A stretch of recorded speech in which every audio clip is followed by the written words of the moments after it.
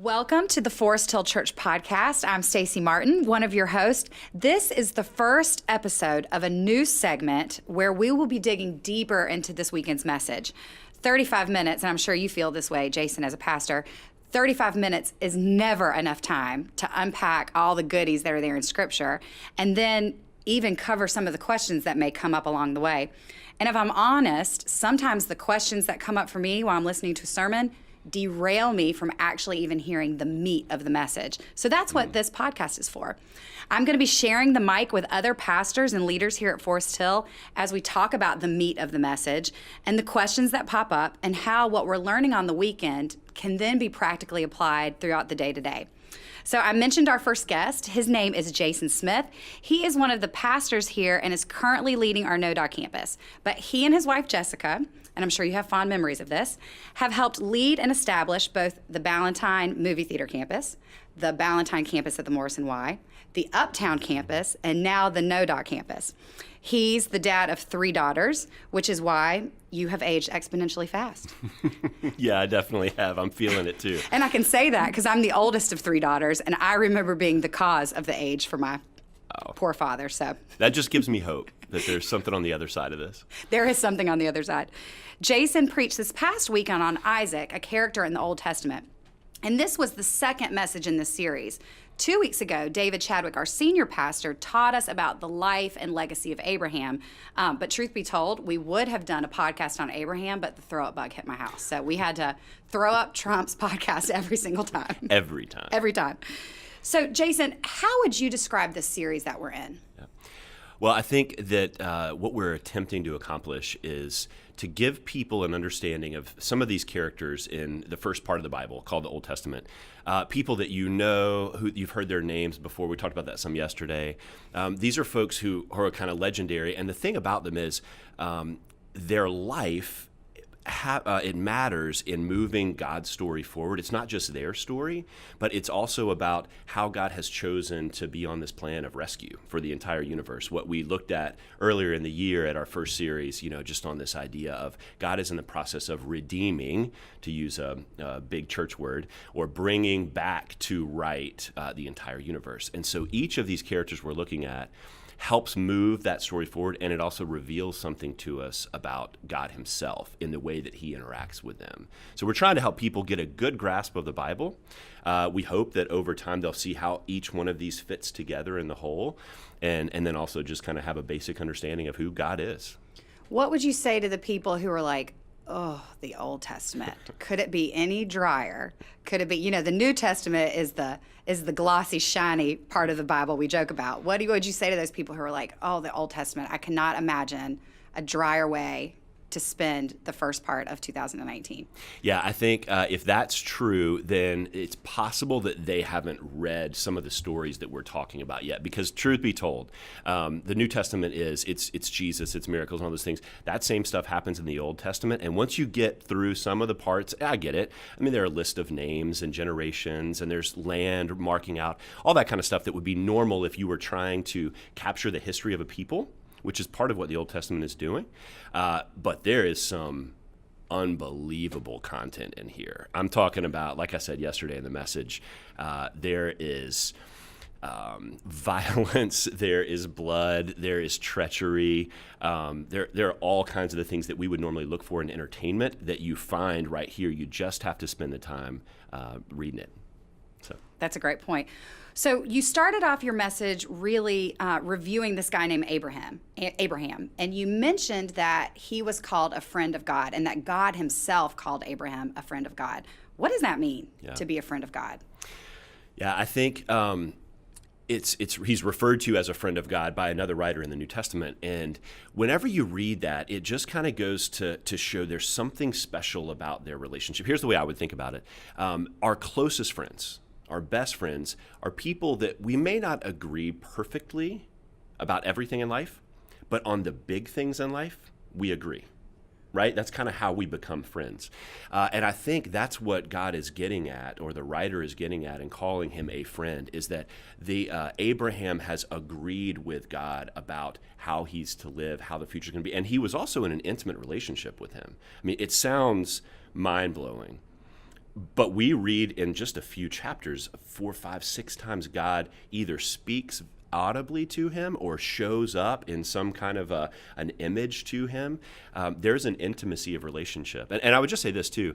What's really cool as we keep going forward is later Jesus would say in John 15, I now call you friends, to everybody. So now because of what he's done, this opening up of the relationship, you and I can be friends of God too. So Abraham had the first title of it, and it was pretty special, but we have the opportunity to be friends of God now as well. Wow. Mm-hmm. Yeah, I loved how you said, when you were talking through your own title, Jason Smith, campus pastor, Abraham, friend of God, like that totally trumps. Totally. No matter, our greatest titles, that totally trumps it. Yeah, that's neat. Well, one of the major verses we looked at when you were talking about Abraham was in Genesis 15:5. And in there, and I'm sure you can quote the scripture, I, not being a pastor or somebody who memorized the scripture well, right, doesn't have it, but the word righteousness comes up. And I feel like I'm a word person. I love language. I love what words mean, but I love the power words have. But words are funny that if you don't know the word, it can trip you up. And I think that's one of the reasons I'm so excited about this podcast is that we have a chance to unpack even vocabulary that could present itself as a barrier. So, say you are sitting in church, it's the first time in a long time or maybe the first time ever, and you hear this big Christianese word, and all of a sudden you think, I don't know what that means. Like, they use this word like I'm supposed to know it. Maybe I'm not supposed to be here. So I think it's going to be so cool that in this podcast we're able to unpack some vocabulary that some of us take for granted. So in this verse in Genesis 15:5, it talks about the word righteousness. What is righteousness? Yeah, that's such a great question and such a great point. I said this in the message yesterday, that this idea that Abraham believed God's promise to him, believed that he was going to do what he said, and God counted that or credited that to him as righteousness. That is the heart of Christianity right there. So it's important to explain that word. In its most basic sense, what righteousness means is being like God. In other words, if sin or if falling short of God's standard is one end of the spectrum, righteousness is the exact opposite of that spectrum. And so how it plays itself out, I think, is that righteousness then means there's nothing between me and God. There's no barrier keeping us separate, which would normally be sin. It would be the places where I rebel or where I choose to believe differently than God, right? In this case, God said, simply because you trust me, I'm counting that as if you think and act and are just like me. You are now able to be in relationship with me. There's no barrier, no blockage there. And so you could really make it pretty simple and just say righteousness is rightness. It's being in right relationship with God. Oh, wow. That really does help unpack that, which then connects back to being a friend of God. If you're, like him and like-minded like him and right with God, there it connects to that relationship. That's right. And part of that is we know that Abraham still had failure. I mean, it doesn't take long to keep reading, and he's doing some pretty crazy stuff. He's pimping his wife out. He's not believing God. At times he's having doubt creep in. But God looked over that and saw the heart of his trust as enough to overshadow it. And that's going to be a foreshadowing of all of our ability to trust. The heart of our trust in Christ is enough to overshadow all of our sin. So that's what I think I love about these characters. I know in 2019 or 2020, we're talking about doing characters in the New Testament. And one of the characters is King David, which he has all kinds of issues too. I mean, you talk about Abraham pimping out his wife. I mean, David does all kinds of various and sundry things, and yet is still called a man after God's own heart. And all of that seems confusing to us when we think like, well, if you're going to highlight this person in the Bible, he better be like creme de la creme, squeaky clean, never screw up, and it's not true. Absolutely not. In fact, that's one of the things that gives me the most comfort in being a Christian is the Bible doesn't try to gloss over and hide the real humanity of all these people. Because I think it's so easy, especially when we're not yet a believer. If you're not a church person, you're not a Christian, you feel this external, almost a set of rules, a level, a standard that you could never reach. And sometimes instead of saying, but in spite of that, God wants to love me, we say that just means I could never be with him. I could never believe this. I'm too far gone.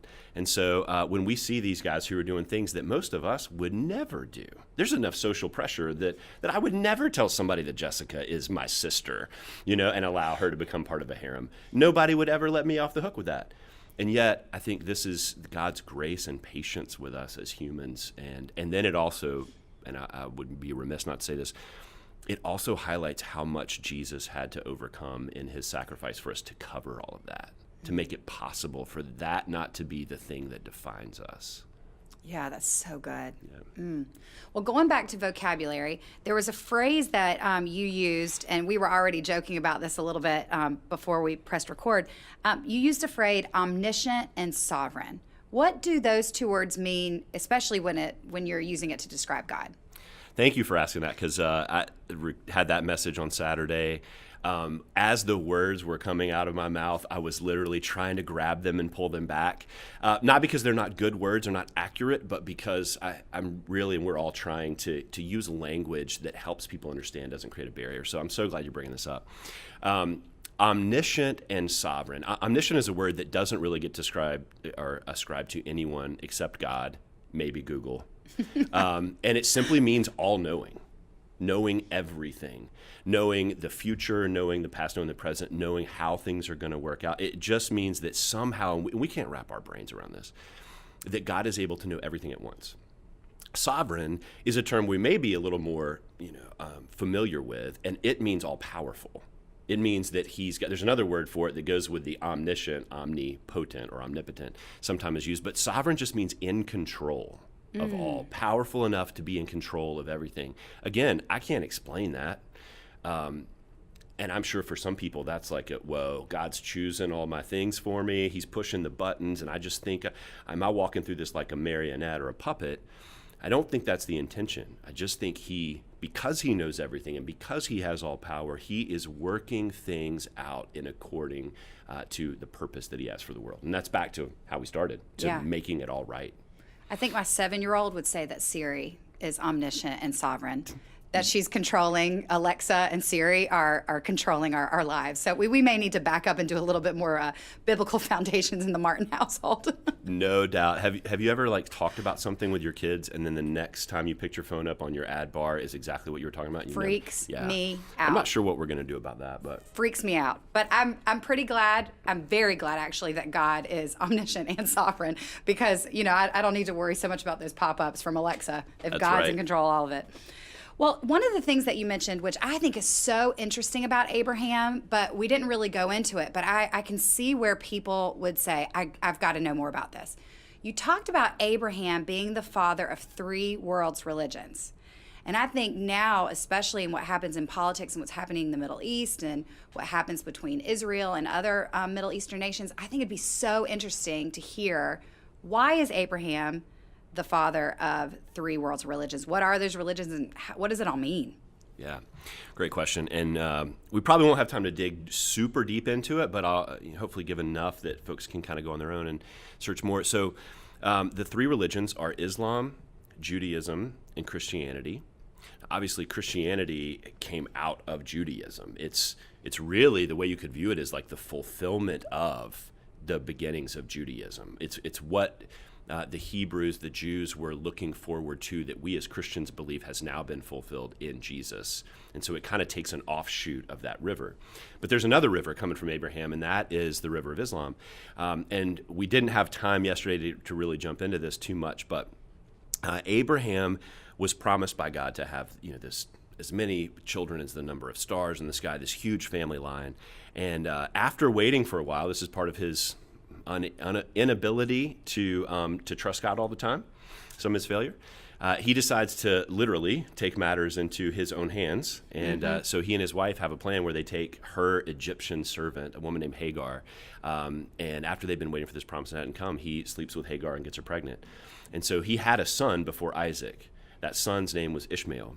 And in the Muslim tradition, if you look all the way back, you'll find that they count that as the starting place for their faith as well. Ishmael then spawns, and we see just an amazing demonstration of God's graciousness in that too.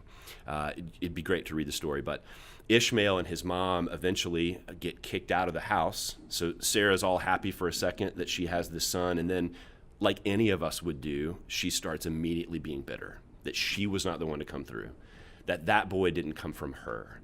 And so jealousy and anger happens, and she kicks him out. And what we read is that God still takes care of them in a very special way. Hagar and Ishmael are out. They go out to die, basically. She leaves the boy somewhere near a rock just crying, and she's like, I can't stand to watch him die, but this is what's going to happen to us. And it's the first time that we see this name of God called El Roi, which means he sees in Hebrew. And basically God tells her, it's going to be okay. I've got you too. I'm going to take care of this boy. And there are going to be a nation that comes out of him as well that would lead to modern day kind of Arabic people. But he also foretells, and he says, but you're going to be in constant conflict with the people that will come from Abraham. Wow. And so we see that playing out now between Jews and Palestinians and Jews and Muslims and Christians and all of that tension that's still there. And I think it's one of the hard things, but you just kind of point back to go, this is what happens when we try to take matters into our own hands. Yeah. God certainly forgives. He obviously and always applies grace, but there are always consequences. And so we see some of that now. So Abraham, if you looked at any of those three, everybody would point back in Judaism, Islam, Christianity to that was the start. That's the beginning of the covenant relationship with his people. That is fascinating. Yeah. That is fascinating. Well, one of the purposes of looking back on Abraham in your message was this idea that we have to look backwards in order to see forward. And that was one of the things that Abraham did. How did he do that? How did Abraham look backwards in order to see forwards? Yeah.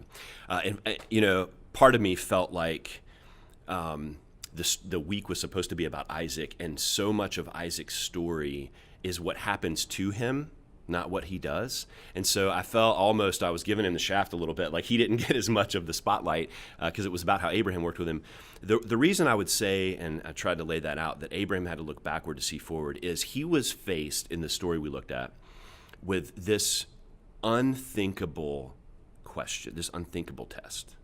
God is going to tell him, I want to test you by having you sacrifice your child. This one that I've given you, that's the son of promise, the answer to all your prayers, the evidence that you can trust my promise to you. I want him back. It's gut-wrenching to read through God asking that of Abraham and then what then happened to lead. I mean, it was, I've read the story before, but sitting in services and now being the mom of two boys, it was a gut punch. I mean, just the visceral reaction of, gosh, I'm sitting on the other side of the glass, and it still affected me deeply to think through what Abraham had to do out of obedience. So true. And that was the point, I think, is how could he obey that?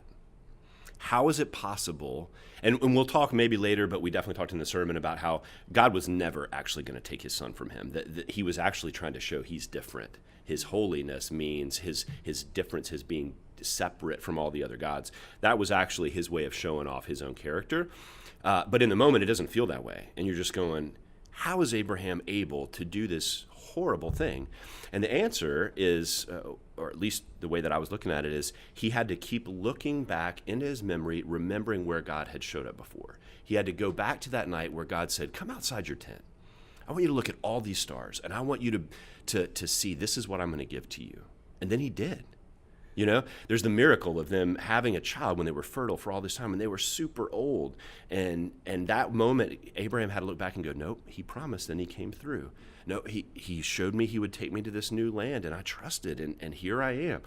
I think for all of us, it is super important, especially when we're facing things that feel like a test, or opportunities to obey something that just does not make sense. It's really important for us to have a history in our own minds or in Scripture or with these stories to look back and go, I can trust him. Because just like I do, in that moment, trust is weak. You don't have the strength to do something that makes zero sense. And so that's where I was trying to go with that. Well, so how do we do that practically? Like, what are some tools?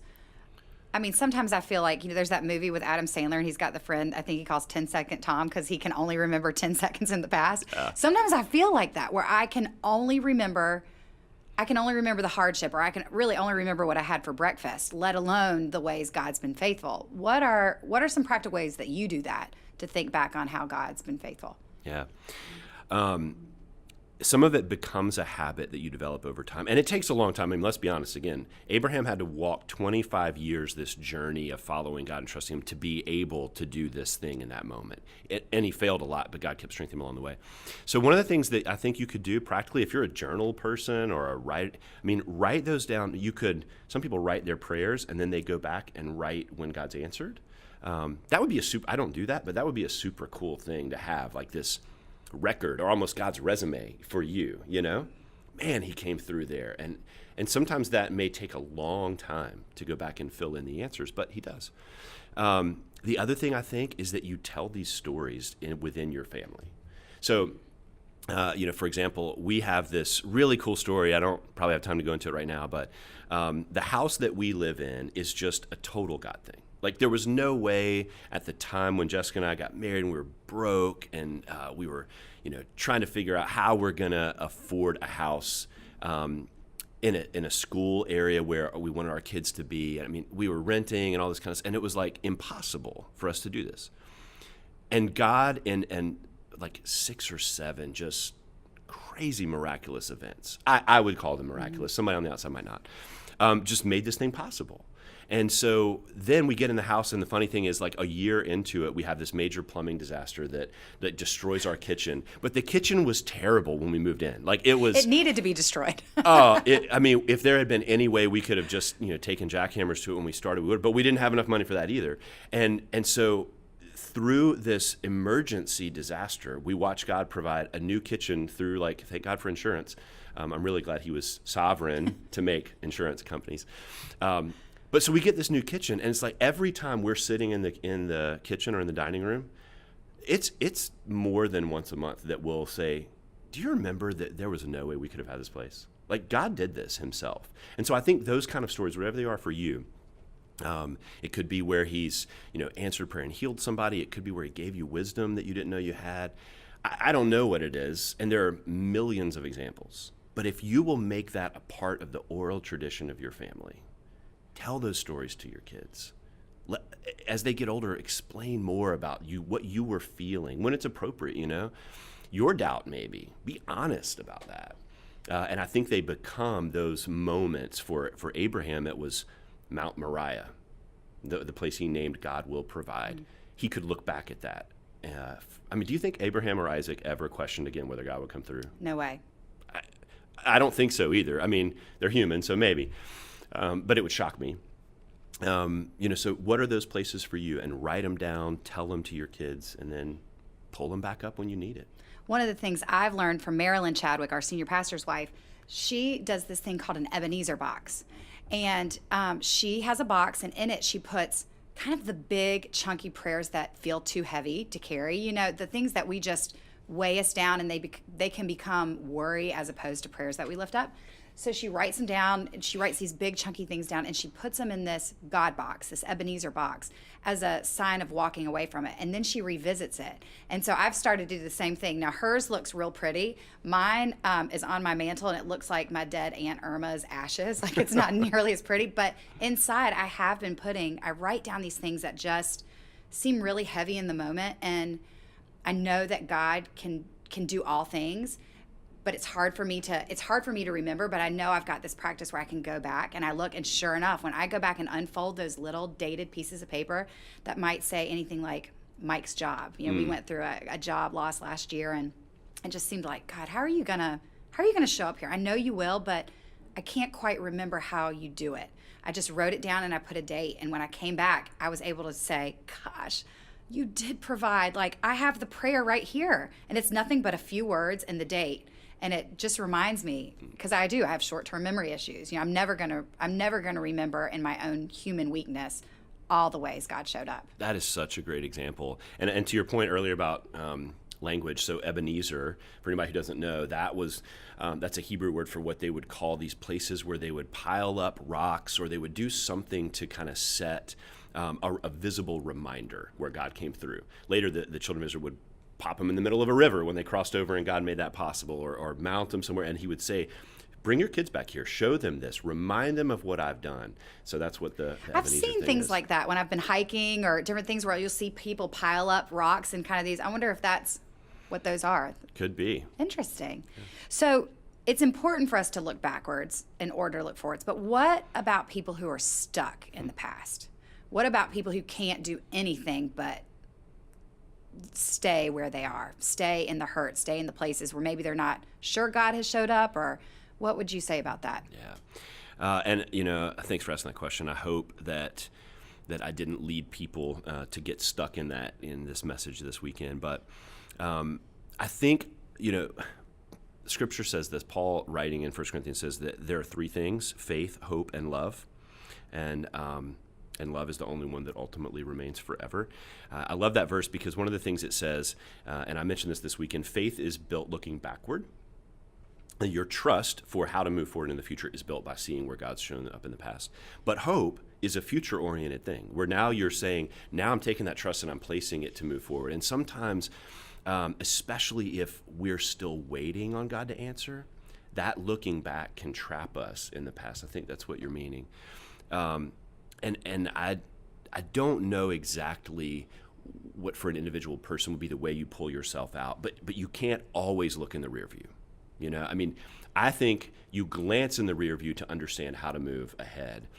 And so you begin to say things out loud, to pray things, to surround yourself in your community with people that will help you look forward. Because for all of us, there are going to be those moments, sometimes they're huge, that God just didn't answer the way you wanted. I mean, I have a story like that myself. I had a brother that died about 6 years ago, and he had all kind of issues and struggled, and we just believed that God was going to heal him. Like, I had this amazing script written out for God, exactly how he should do it. It's going to be a miracle. He's going to be able to walk again. It's going to be fantastic. Everybody's going to see you were good. And that was not his plan. So I could get stuck in that. I could certainly fall into saying, I can't get past it because you didn't answer the way I wanted. That is a trap for all of us. And I wish I could give you just the perfect answer. But this is one of those places where faith has to override, and hope has to override our current circumstance. And you just have to keep trusting. And I believe when we really try to do that, I think God will give us the strength to move forward. But God, that sounds like a church answer. I'm sorry. No, I it's think tough. It doesn't seem like a church answer in the fact that you are talking from experience. Yeah. I think a lot of times what feels churchy is when we say something but don't give any context. We haven't talked through our own personal struggles. I think a lot of people look at Christians, and especially people who do full-time ministry, as, gosh, your life has probably been smooth sailing. You've got it all together. You and your wife never fight. You never struggle with finances. You never get indigestion. Ask Siri. Yeah, ask Siri. You never go through the junk that I've gone through. I think that's what people say. And so to hear from a full-time ministry person, a Christian, somebody who has given his life and his professional life to Christ, to hear, you know what, like, God didn't show up the way I wanted him to.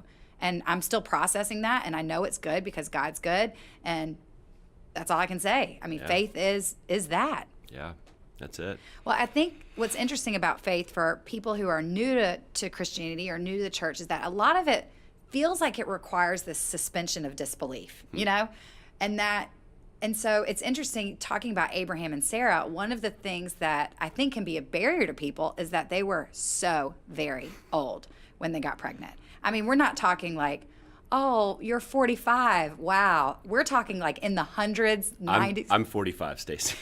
I know, that's why I said that. No, but to get pregnant in and of itself is a miracle when you struggle with infertility. But then to get pregnant when he is in his 100 plus, she's 90 plus, what would you say to somebody who is new to faith or new to church and they're like, wait, Am I really supposed to believe that they were that old? Am I supposed to suspend disbelief, or like, tell me more about that? Yeah, I will start by saying there is no perfect answer to this question. It requires faith, and let's just point that out, that faith is trusting something even when you can't see it. If you could see it perfectly, if we could rationalize it or explain it away perfectly, then you wouldn't need faith at all. You wouldn't need faith to believe in this God that we can't see right now, but we're trusting that he's there, right? But here's the way I think I would answer that is you see in Scripture, in the Bible in particular, that from the beginning of recorded history with Adam and Eve, there's a lot of these lists, these genealogies we talked about earlier, and it tells how long the people lived. And they lived a super long time. I mean, Methuselah lived 969 years. Enoch, this guy who got taken, lived only to 305 or 350 years, something like that. But people lived a long time. And then the flood happens. This place where you may have heard of with Noah and the ark and the flood. And God says in Genesis 6:3 that at that point, the world was different. Like it's almost like he ended the way the world had been, and it started new after the flood. And he talks about this idea that people would only live a certain amount of time is one of the ways we've looked at this. Like a man's lifespan will only be 120 years. I don't know that that's the right way to interpret that verse. I think what it may be talking about is how long it was going to be from then until God actually provided the flood. But at any rate, you see people's lifespan start to get shorter. Abraham's dad, Terah, lived to be 205. Abraham lives to be like 175. Sarah's 137, I think, something like that. But it's getting less and less. Here's what I think. I think sin, not just the bad things we do, but this power of decay and destruction that was unleashed on the world in Adam and Eve's rebellion, that is affecting everything. It affects DNA, it affects the weather, it affects the soil, I think, and then you add in our bad choices with that. So, I mean, is it possible that our environment, the environment of the world changed so much that it was now hostile to humans? They couldn't live as long anymore. And the more that we do to poison it and do things like that, that's affecting our age. I think so. And I think that, again, is when in Romans, when he talks about the whole earth is groaning for its rescue, its redemption. That's a part of it. So I believe people have steadily died younger, had a shorter lifespan because of that increase in accumulation of sin. Now, through technology, we've been able to kind of overcome some of that, right? So human lifespan got way down to 45 or 50 or something like that in a lot of places of the world, and then it started to creep back up. But I don't know that over time that continues. You know what I mean? Sure. So does that help answer at Yeah, all? that does. That gives a little bit more context around it, because it is, without that, it's like, I don't understand this list of people who lived 300 plus years. It just, how am I supposed to grapple with that? Some fact? people would say too, like, oh, they counted in lunar months and not solar months at that time. So then maybe if you go through that, though, some of these people had children at like 5 or 6 years old.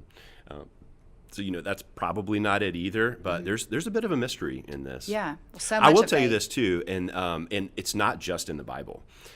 There is a Sumerian, like from Sumer, kings list that's ancient, probably predates most of the writings of Moses, and it lists these kings and how long they reigned, and they're nothing about Christianity or Judaism in that, and they talk about them living and reigning for hundreds of years. So I think if you really dig into this a little bit and look, it's not just the Bible that's asking you to disbelieve this, it's all of recorded history. Wow. But we don't always get to that point. That is so cool. Yeah. I did not know that. Well, so the story of Abraham and Isaac and Sarah, you've already alluded to this.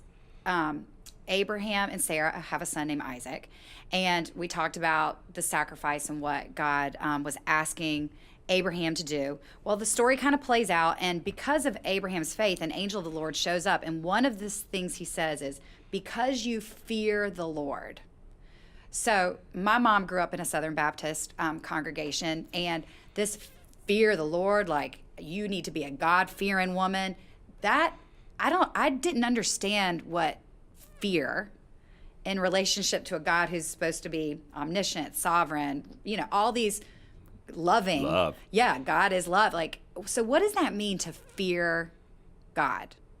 Well, if I go back to what my mom and grandmother said, they could actually put the fear of God in me, they would say, several times. Yeah. And that usually involved things that we don't do so much anymore in discipline with children. But when the Bible talks about fear, especially in this context, most often it doesn't mean being scared of exactly. What it means is being in awe of.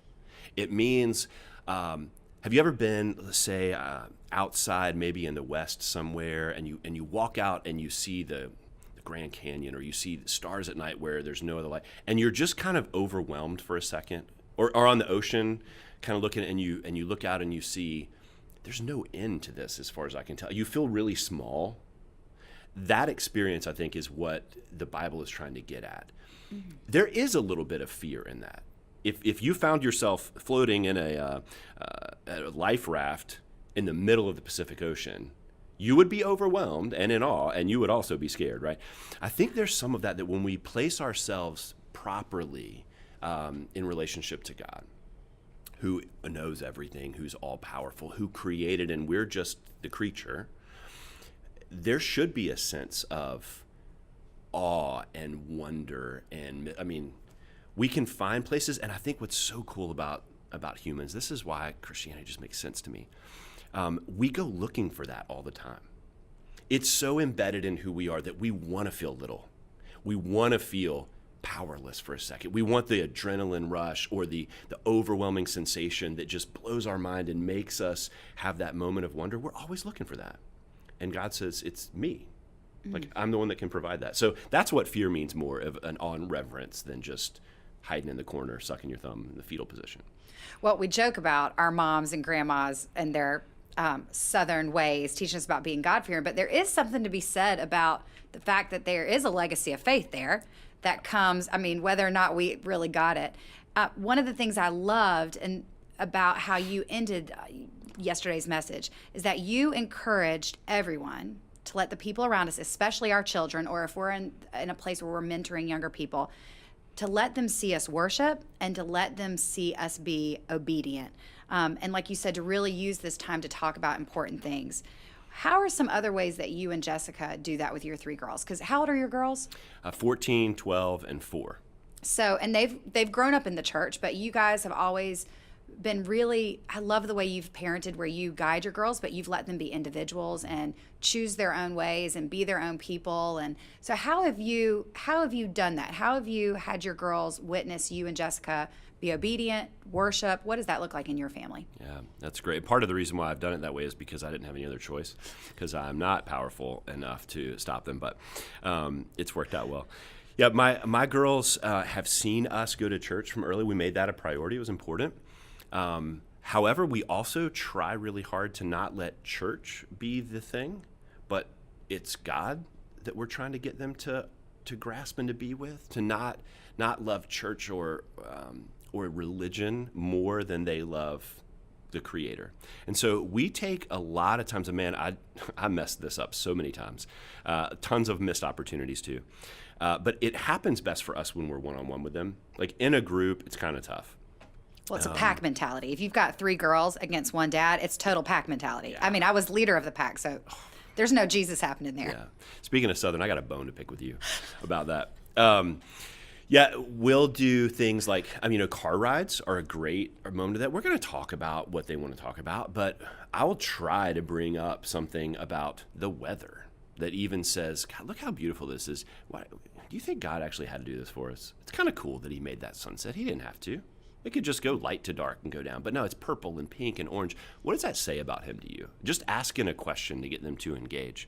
The other thing that we've done, and again, not perfectly, but we try to use dinner time as often as we can, and everybody has schedules and stuff. But when we can all sit around together, that time becomes more than just what happened at school. We'll talk about that, but then we'll also try to bring up something. And our family ministry team here does great at giving you parent cues and things that you can use to strike up conversations. We'll use that. So I'll tell you about one almost failure, though. This past year, we decided we were going to go all in on Advent, right? Advent leading up to Christmas, this time to you sit down and you read a passage of Scripture each night. And we lit a candle and we sat around, and my kids thought that we were the weirdest. Every night it was pushing back, And in my mind, this was going to be just such a beautiful tradition. They look back on it, they hated it. So we mess up a lot, we fail on that. But I think it's the intention it's so much more the fact that we're trying to engage them on that level. And I think every family, whatever that looks like, single mom and kids, single dad and kids, extended family, I think there are always opportunities for us to use that space. We're the only ones that can pass on a legacy of faith like that to our kids. They know our family stories. We have to keep repeating those, like we said earlier. There's a huge opportunity, and it doesn't have to be like super scripted. It can just be that, tell me about what you think that means about God, the way that happened. Even if it's when they say, I don't like that about him, Yeah, I don't either. So what should that mean for us? And just let the conversation go. That's part of what we do. That's good. Yeah. That's good. Well, in closing, I think the last thing I want to ask you is that, we talked a lot about in this message about Abraham's obedience and that he was tested not for God's sake, but for his own building of his faith, for him to be able to reflect back and know what his faith looked like. What would you say to the person who feels like they're being tested right now? And obedience seems like a $4 Jeopardy word that sure, obedience sounds great, but I'm in the thick of it right now. What would you say? Yeah, man. I think the first thing I would say is when you feel like you're being tested, and one of the scriptures I may not have gotten to yesterday in the message is James 1, 2 and 3. He says, consider it pure joy when you're being tested, that test produces a steadfastness or a strength of your faith. I think that's important to know, that in the testing, in the trying, you're getting stronger. That's what I was trying to bring out with Abraham looking back to. He noticed how much stronger he was at this moment than 25 years before when he started following God. He could look back and say, man, I failed there, I failed there. He was patient, and here we are, and now I can do this. That's part of the testing thing. Also a reminder that the test, let's go back to God being all-knowing. God is not surprised by how you react. The test is for us. The test was for Abraham to see how strong he had become. The test is for you and me to see now I can choose to follow what he wants, his way, even when it doesn't make sense, right? That still doesn't take away that moment of like, am I going to obey or not? If I think of a person right now that's struggling and wants to obey and just feels like they can't, first, I know what that feels like. I know how scary that is, and I think you probably do too. I would say this: do everything you can to steel yourself to believe that God could be trusted, and then with faith in your back pocket and hope in your windshield, right? I think you take a risk, and I believe we always find out there is so much more on the other side of saying yes to God than we could ever possibly imagine. This is what faith comes down to. That's it right there. Being willing to do the hard or the countercultural or the scary thing, trusting that you're not doing it alone, that you are a friend of God. That's what I'd say. And it's just going to be tough, but we can do it. With his help, we can do it. That's great. Well, thanks, brother. Thanks for Thank joining you. me. I It was appreciate this. Love the opportunity. We're going to be doing this each week, meeting with another leader or pastor from Forest Hill and looking at last week's message and unpacking it just like this. Forest Hill congregation, if you have any questions, if you are in the services over the weekend and you have a question, shoot us an email. You can go on our Facebook pages and direct message us or put it up there, and we would love to answer your questions here. Thanks so much for joining me today. I appreciate it. It's fun to be with you. It was great. Thanks.